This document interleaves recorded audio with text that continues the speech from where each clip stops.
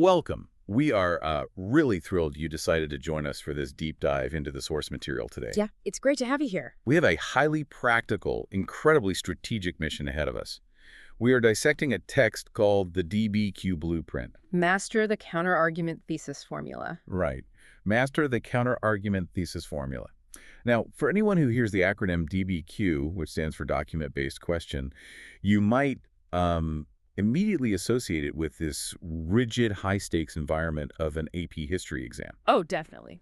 You picture sitting in a silent room, staring at a massive stack of primary source documents, trying to forge a coherent essay before the clock runs out. But we want you to completely detach from that specific academic context for a moment. That is exactly the right approach, because while the material we're analyzing today is explicitly designed as a rubric for standardized testing, the underlying mechanics, they represent something much more universal. Exactly. We are looking at a masterclass in information synthesis and high-pressure persuasion. Right. If you think about the core problem this blueprint solves, it's the exact same problem you face when you're overwhelmed by data in a professional setting. Oh, all the time. You have 10 different reports, a dozen conflicting opinions, and you have exactly 5 minutes to make a pitch in a boardroom. How do you take a massive pile of disjointed information, find the narrative, and structure your evidence in a way that is virtually undeniable? That is the real value of this text. It's a highly optimized architectural plan for constructing an argument. And it doesn't just offer vague advice, right? Like, just be persuasive. No. It gives you strict time management strategies, very precise paragraph frameworks, and specific sentence templates. It completely removes the cognitive load of figuring out how to organize your thoughts. It's like writing as an engineering problem. Yes. When you're under a tight deadline, you cannot rely on inspiration to strike. You need a system that functions reliably every single time. And the blueprint provides that system, starting from the very first step. Okay, let's unpack this, because the blueprint starts right at the front door with the introduction paragraph. And it strictly requires 2 to 4 sentences of what it calls contextualization. Right, contextualization. It specifically warns against jumping straight into the core argument. Instead, you have to connect your specific topic to broader historical trends. You have to establish the perimeter of your argument before you start defending the interior. It's a strategic funneling technique. Psychologically, if you jump straight into a highly specific claim, you risk alienating an audience that hasn't mentally oriented themselves to the landscape of the debate. That makes a lot of sense. The contextualization phase proves that you understand the macro environment.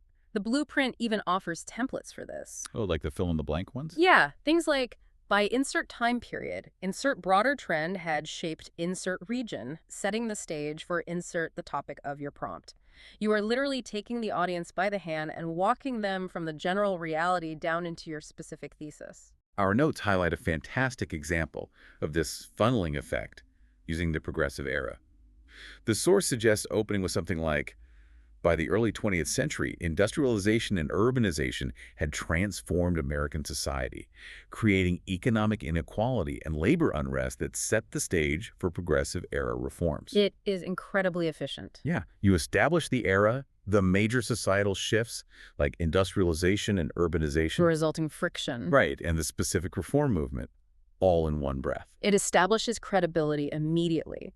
And once that stage is set, you move to the absolute linchpin of the entire framework, the one-sentence thesis formula. This is the core of it all. It really is. The blueprint mandates a very rigid, specific structure for this. The formula is, despite counter-argument or challenge, main argument is true because reason A and reason B. It is a really bold move to lead with the opposition's best argument. You are essentially giving up ground immediately by starting a sentence with despite X. It seems counterintuitive. In a high-stakes environment, whether that's an exam or a meeting, the instinct is usually to hide your weakest points, not put them in the spotlight of your thesis statement. What's fascinating here is the sheer rhetorical power of doing exactly that. By starting with it, despite, you are forcing yourself to immediately acknowledge the strongest opposition to your claim. You are disarming the critic before they even get a chance to speak. Oh, yeah. It projects immense intellectual confidence. You are telling your audience, I see the counter-argument, I understand the nuance of the opposing view, and I'm going to prove my case anyway. And then you back it up. Furthermore, You immediately back up that confidence with two distinct structural pillars, reason A and reason B. Looking at the progressive era example from our notes, the execution of this formula is just surgically precise. The text provides this thesis. Despite strong opposition from industrial elites, progressive era reforms expanded government oversight and improved social welfare because labor activism pressured politicians and public awareness demanded change. Let's look at the mechanics of that sentence because it operates as a complete roadmap for everything that follows. Okay. The subordinate clause, despite strong opposition from industrial elites, acknowledges the friction. Then you have the independent clause. The undeniable claim progressive era reforms expanded government oversight and improved social welfare. And the pillars? Right. Finally, you provide the multivariable justification. Because labor activism pressured politicians, which becomes the anchor for your first body paragraph, and public awareness demanded change, which anchors your second. You have just given your audience the exact blueprint of your logic. Which brings us to the execution phase. You have your thesis, you have your roadmap. Now you have to build the actual argument itself. The body paragraph. Yes, the blueprint introduces a brain trick for structuring these paragraphs. It uses the acronym TEA, topic sentence, evidence analysis. And what stands out to me is that this isn't just about writing a coherent paragraph. It's a defense mechanism against decision fatigue. Exactly. When you are sifting through massive amounts of data under a ticking clock, you do not have the bandwidth to invent a new narrative flow for every single point you want to make. You just freeze up. You need a reliable container. The TEA structure forces you to anchor your audience immediately with the topic, hit them with the evidence, and then explicitly do the analytical work for them so they never have to guess how the evidence supports the claim. And the blueprint is uncompromising on this sequence. Now, here's where it gets really interesting. Because the E in that formula, the evidence, had some rigorous demands attached to it. It's not just summarizing. Not at all. The blueprint dictates that a successful body paragraph must include 1 to 2 documents from the provided sources, plus 1 to 2 pieces of outside evidence. Yeah. You can't just synthesize the data you were handed. You have to inject your own external knowledge into the ecosystem of the argument. That requirement is what separates a localized summary from a commanding, authoritative argument. If you only use the provided documents, you are playing entirely within the boundaries set by someone else. You're just repeating what they gave you. By demanding outside evidence, the blueprint forces you to prove a systemic, comprehensive grasp of the subject matter. You are demonstrating that your argument holds up even when exposed to variables outside the immediate data set. But I have to ask, isn't there a massive risk here? How so? If you're under pressure and you start pulling from your own mental library, couldn't that easily derail the argument? How does the blueprint keep you from going on a tangent that dilutes your main point? That is the exact trap many people fall into. And the blueprint handles it by insisting that outside evidence must be tightly tethered to the broader framework. It can't just be thrown in to show off knowledge. Right. For instance, the text continues with the progressive era theme. Let's say the provided documents focus heavily on local labor strikes and poor factory conditions. The blueprint suggests bringing in the passage of the Sherman Antitrust Act in 1890 as your outside evidence. Okay, the text notes. The passage of the Sherman Antitrust Act in 1890 illustrates federal attempts to regulate monopolies, supporting the broader progressive reform agenda. By injecting the Sherman Act into a paragraph about labor conditions, you aren't changing the subject. You are showing the macro-level legislative response to the micro-level problems detailed in the provided documents. You are scaling the argument up. Precisely. And that transition from the micro to the macro leads directly into the A of the TEA formula. The analysis. The analysis, the crucial step. The blueprint makes it explicitly clear that dropping a historical fact or a data point into your paragraph is essentially worthless on its own. Evidence does not speak for itself. You have to force it to speak. You have to force it to speak. It's the difference between pointing at a data set and actually interpreting it. The blueprint strictly requires that your analysis must demonstrate causation, comparison, or continuity and change to prove the thesis. You can't just write, this happened and then this happened. You have to bridge the gap. And it offers a great structural template for this. This demonstrates that effect or outcome, reinforcing the thesis, that main argument. It creates a closed logical loop. It forces accountability. Yes. By using phrases like demonstrates that or reinforcing the thesis, the writer is physically incapable of just listing facts. You have to explain the mechanism of why the evidence matters. So if the Sherman Antitrust Act is your evidence, your analysis must explicitly state how the regulation of monopolies directly connects to the thesis claim about expanding government oversight. Mm. If you don't close that loop, the argument collapses. Exactly. So the foundation is incredibly solid. You have the contextual funnel, the counter-argument thesis, and the highly disciplined TEA structure for your body paragraphs. Yeah. But the blueprint doesn't stop there. No, that goes a step further. It asks how to take an argument from good to expert level. It includes a specific protocol for earning what the framework calls the complexity point. Yes. Step 5 in the outline covers synthesis and complexity. The source notes that while this step might technically be considered optional or advanced, it is highly recommended to show nuance. It elevates the argument from a linear, single-track timeline into a sophisticated, multivariable analysis. And the templates the blueprint provides for achieving this complexity are really revealing. One of the primary methods is through multiple perspectives. Right. Instead of treating an event as a monolith, you explicitly acknowledge the friction between different stakeholders. The template reads, while Group 1 viewed event as perspective, Group 2 experienced different perspective, showing nuance. If we connect this to the bigger picture, that template is forcing the writer to hold two opposing truths simultaneously. Right. If we go back to the industrialization example, an effective argument might say that industrialists viewed mass production as a triumph of efficiency, while laborers experienced it as systemic exploitation. The complexity point isn't earned by deciding which side is right. No, it is earned by demonstrating how those competing realities coexisted and drove the historical narrative forward. Another route the blueprint offers for synthesis is comparing the prompt's topic to an entirely different time period or region. The provided structure is similar to event or period. Prompt topic demonstrates similar outcome, highlighting trend. It's about finding those timelines. Exactly. So you could connect the progressive era labor reforms to the New Deal policies of the 1930s, or even to the gig economy labor disputes happening today. You are showing the audience that you see the matrix. You see how these structural themes echo across different eras. It completely reframes the scope of the discussion. You are no longer just answering a specific prompt about a specific decade. You are identifying universal patterns of human behavior and institutional response.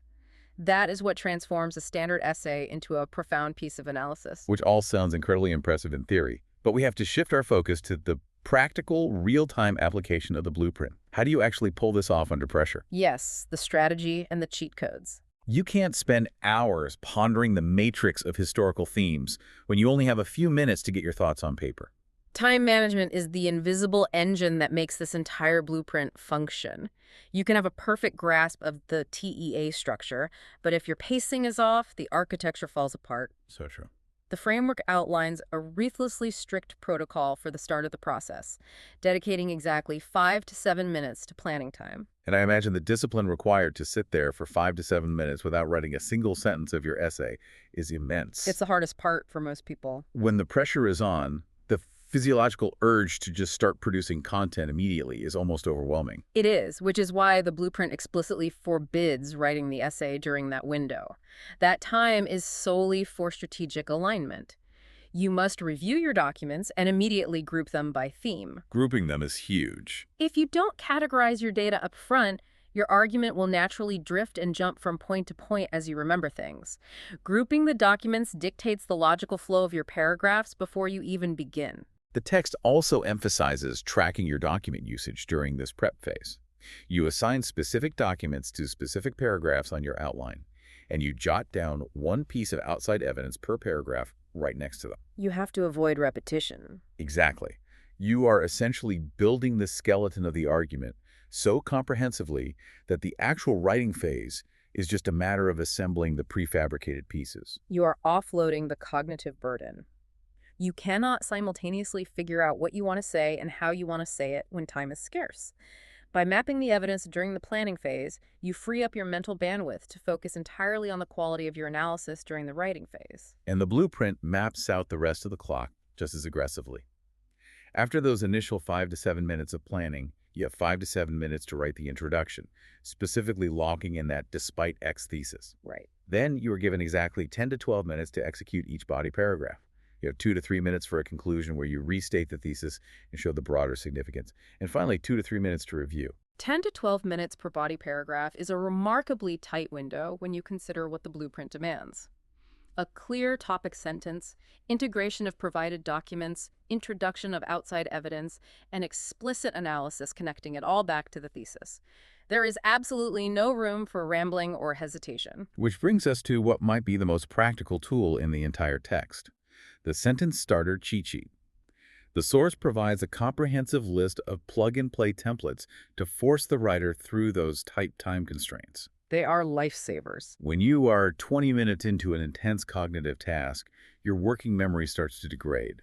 You don't want to waste precious mental energy trying to invent a clever transition. The cheat sheet acts as a set of structural guardrails. If you need to introduce evidence, you don't overthink it. You use the template docx shows specific content which demonstrates connection. Just plug it in. If you need to weave in your external knowledge, you used additionally. Example illustrates link to argument. It guarantees that the momentum of the argument never stalls. And it forces that critical analysis step we talked about earlier. By leaning on templates like, this highlights cause or effect, reinforcing that thesis, the writer is literally forced to complete the analytical thought. You can't accidentally drop a quote and move on because the sentence structure demands an explanation of why it reinforces the thesis. It enforces rigorous discipline. The most common point of failure in any data-heavy argument is slipping into mere summary. These templates act as a physical barrier against that, ensuring that every piece of evidence is actively processed and weaponized to support the core claim. So what does this all mean? When you step back and look at the entire architecture we've just explored, this is far more than a rubric for an exam. By mastering the Decide X, Y is true formula and internalizing the TEA structure of topic, sentence, evidence, and analysis, you are fundamentally rewiring how you process information. Absolutely. You now have a proven, scalable framework for taking vast amounts of complex data, neutralizing opposing viewpoints, and delivering an airtight, undeniable argument. Whether you are prepping for an exam or analyzing early 20th century labor reforms or pitching a high-stakes strategy in a meeting, this blueprint guarantees structural integrity and persuasive power. This raises an important question, one that challenges how we typically approach the formulation of our own beliefs.